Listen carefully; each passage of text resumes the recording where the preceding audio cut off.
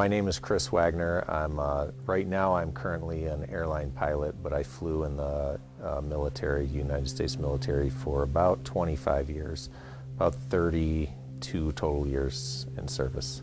My career started when I was in high school. I was recruited to play football for the United States Air Force Academy, and when I was in high school I always kind of thought being a pilot would be a cool job. After I went to pilot training, I got assigned my primary weapon system, which was a KC-135. It's a flying gas station, basically. It's called the Stratotanker.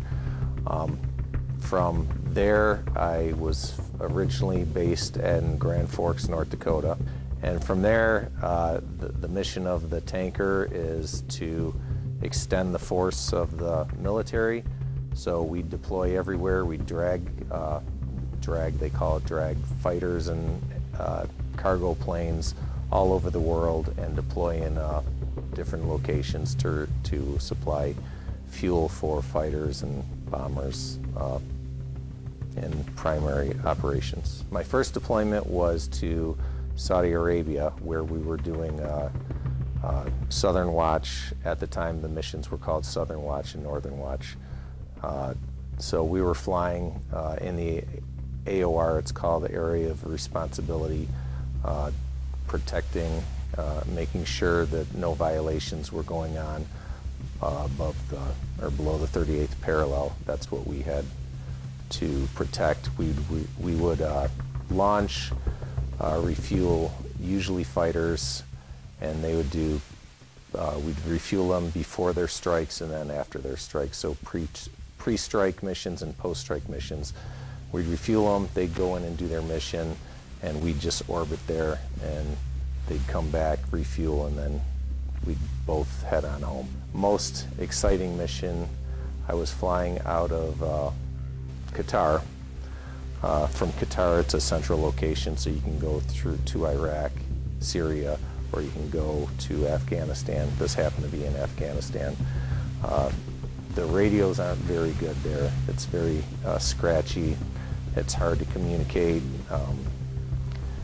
But it was Christmas Eve, I remember, at like midnight, 1 in the morning, and I had a firelight, and between refuelings, we had just gotten done refueling some fighters.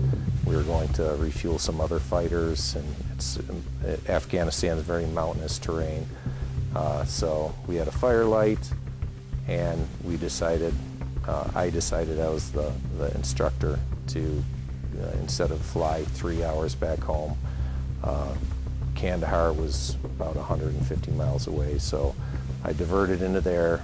We landed. It was like 4 in the morning by the time we got there on the ground, after dealing with the emergency and trying to talk to everyone. Got on the ground. We ended up getting bunkered there. And again, I left Qatar, where it was 100 degrees, only wearing my desert flight suit, and landed in Kandahar, where it was 30 degrees. So it was a drastic temperature change. So I grabbed all the blankets from the planes, and that's what we were stuck there for about a week and a half. That's what we wore around, our old flight suits and the blankets. And I remember when we landed there, we had to have an in-process briefing at like 5 in the morning, and they told us about, you know, if you hear this warbling sound, that means there's an incoming, but that never happens.